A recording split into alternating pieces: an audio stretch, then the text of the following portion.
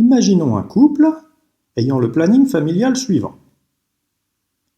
Il souhaite avoir, si possible, au moins une fille et un garçon, mais au maximum 3 enfants. Quelle est la probabilité qu'ils aient par exemple une fille puis un garçon? La probabilité d'avoir une fille comme premier enfant est de 1,5. Celle d'avoir ensuite un garçon est aussi de 1,5. La probabilité d'avoir une fille puis un garçon est donc de 1,5 fois 1,5, ce qui est égal à 1/4. De même, la probabilité d'avoir un garçon puis une fille sera aussi égale à 1/4. Quelle est la probabilité d'avoir 3 filles?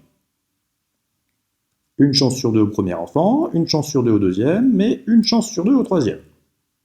Ce qui fait 1,5 fois 1,5 fois 1,5, c'est-à-dire une probabilité de 1/8 d'avoir 3 filles. La probabilité d'avoir 2 filles puis un garçon est elle aussi de 1/8, de même que celle d'avoir 2 garçons puis une fille, ou celle d'avoir 3 garçons qui est elle aussi de 1/8. La probabilité de n'avoir que des filles ou que des garçons est donc égale à 1/8 plus 1/8, c'est-à-dire 1/4. L'événement contraire, qui consiste à avoir au moins une fille et au moins un garçon, a une probabilité de 1 moins 1/4, c'est-à-dire 3/4.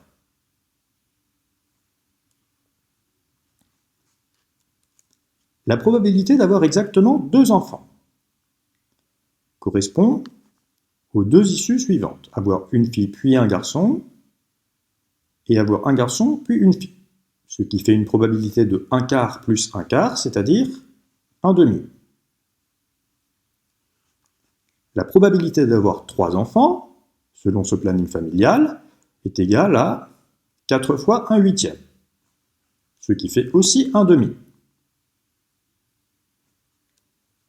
L'espérance de la variable aléatoire n, qui compte le nombre d'enfants qu'a le couple, est donc donnée par 1,5, probabilité d'avoir 2 enfants fois 2, plus 1,5, probabilité d'avoir 3 enfants fois 3, ce qui fait 2,5.